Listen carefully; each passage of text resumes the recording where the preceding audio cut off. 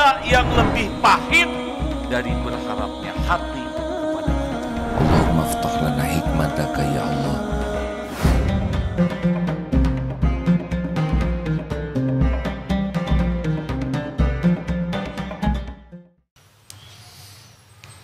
Ini latihan untuk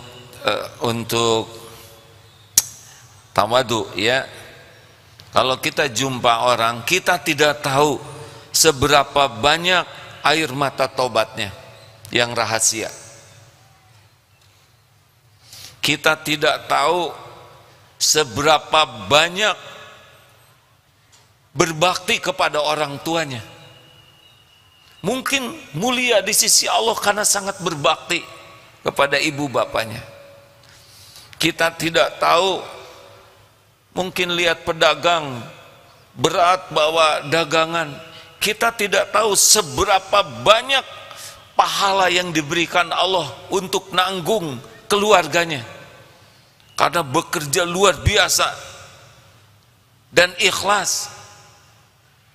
Mungkin ada yang sakit, kita tidak tahu berapa banyak dosanya habis dengan sakitnya ini.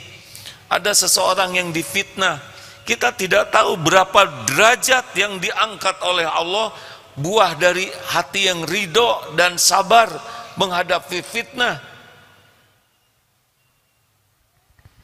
Kita tidak pernah tahu. Tiap orang di antara kita punya kapling takdir masing-masing, punya episode masing-masing.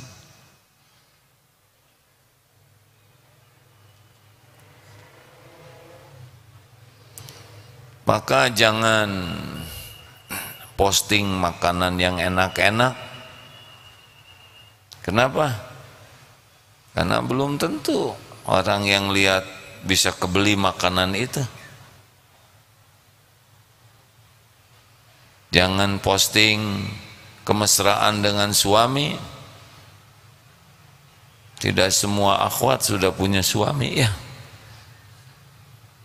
Jadi mesra sama siapa? Ya sama suami tetap. Tapi tidak perlu diposting. Jangan sibuk memposting hebatnya anak. Tidak semua keluarga dititipi anak. Kasihan, jadi sedih hatinya. Bukan haram ya hadirin, tapi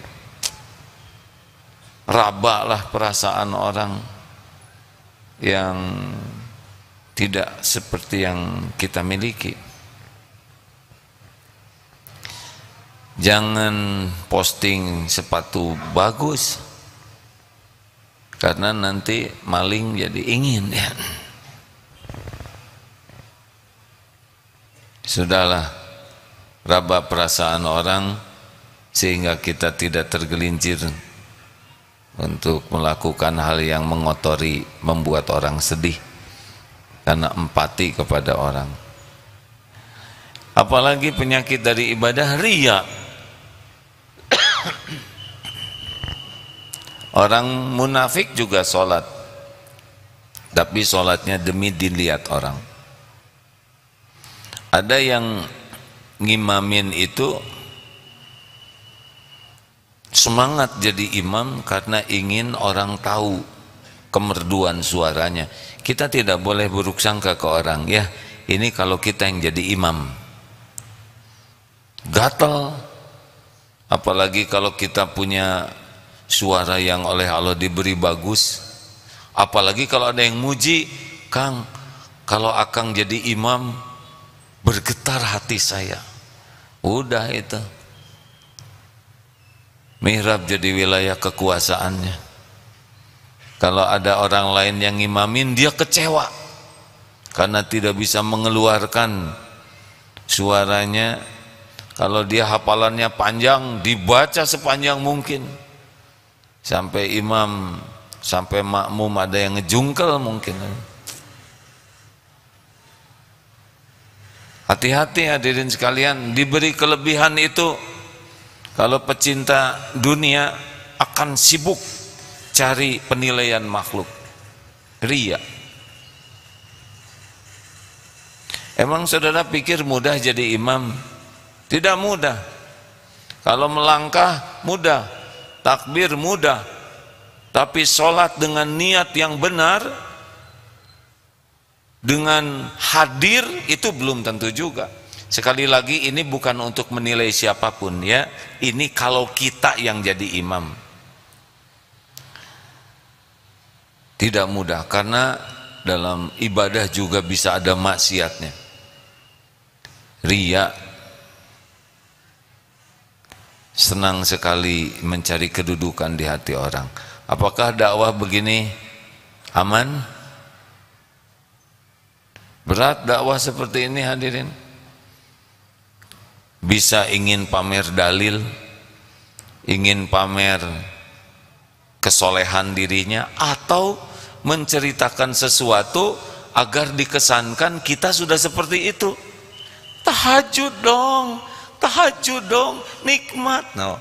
Dia memperlihatkan seakan-akan dirinya sudah tahajud, nikmat, padahal dia tidak merasakan itu. Ingin pamer supaya diakui kekuatan ruhiyahnya, kedalaman ilmunya. Belum berarti ceramah seperti ini selamat di sisi Allah. Mungkin yang dengar dapat ilmu, dapat pahala sesuai dengan niat masing-masing, tapi yang ceramah belum tentu selamat. Banyak penyakit hati yang bisa timbul, apalagi kalau jamaahnya makin banyak. Padahal jamaah 1.000, 100.000 seorang, sama. Apa samanya? Samanya yang menilainya hanya Allah. Cuma ujiannya, ujubnya lebih besar. Ada yang bangga sekali diundang ke istana negara, seakan beda penilaiannya. Oh tidak, ceramah di istana negara dan ceramah di Astana Anyar sama. Yang menilai adalah Allah. Ceramah di hadapan para jenderal, Mabes TNI, Mabes Polri, dan ceramah di Hansip, kelompok Hansip di pos Kamling sama, tapi bisa kotor hatinya yang di sana. Nanti kalau saudara ceramah di tempat-tempat seperti itu, misal ada takdirnya, jangan sibuk posting seakan-akan kalau ceramah di sana lebih tinggi derajatnya di sisi Allah. Kita posting, ya bagi yang memposting itu kita husnuzon. Wah, Ustadz itu kemarin hot posting tuh, kita husnuzon itu sebagai dakwah beliau. Tapi kalau saya anjurkan santri, gak usah diposting, bisi merasa ujub. Kuliah di sekolah di luar negeri, di dalam negeri, itu juga bisa penyakit. S1, S2, S3, mana yang lebih berat cobaannya? Jawab. S1. Iya, S1, karena lawannya SMA, ya. Jangan juga minder gara-gara kita misalkan SMA ketemu yang S1 jadi meotan. Tidak boleh itu. Kita tidak boleh merasa tinggi, tidak juga merasa rendah diri. Lempeng saja, karena derajat itu inna akramakum indallahi atqakum. Sesungguhnya yang paling mulia di antaramu di sisi Allah adalah yang paling bertakwa. Sudah, kita tidak usah kagum, tidak boleh juga merendahkan, ya.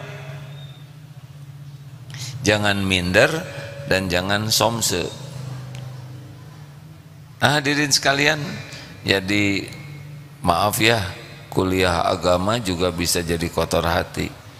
SAG dengan MAG, berat mana ujiannya? MAG.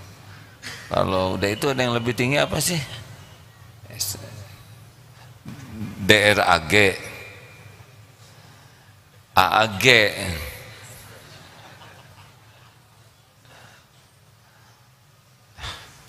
Ujian lah. Jadi siapa jadi orang yang paling sukses dalam hidup? Yang paling bersih hatinya. itulah paling berilmu. Orang yang ilmunya paling bagus, yang paling bersih hatinya. Orang yang ibadahnya paling bagus, yang paling bersih hatinya. Karena yang berjumpa dengan Allah, yaumal la yanfa'u malu wala banun illa man atallaha biqalbin salim. Ingat hari tiada manfaat harta dan anak-anak kecuali yang menghadap Allah biqalbin salim, dengan hati yang selamat, bersih. Surat Asy-Syu'ara 8 berapa? Surat apa itu? Asy-Syu'ara 8889 ya. Begitu. Karena Allah tidak lihat casing.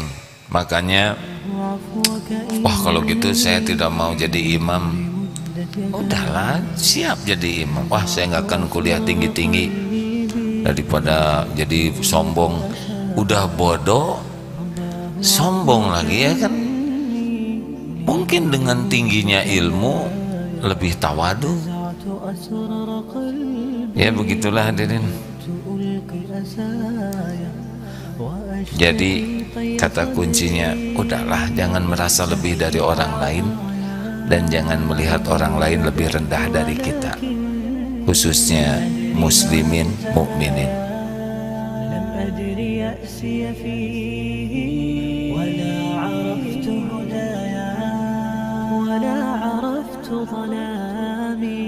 ولا عرفت ضحايا ولا لغيرك دور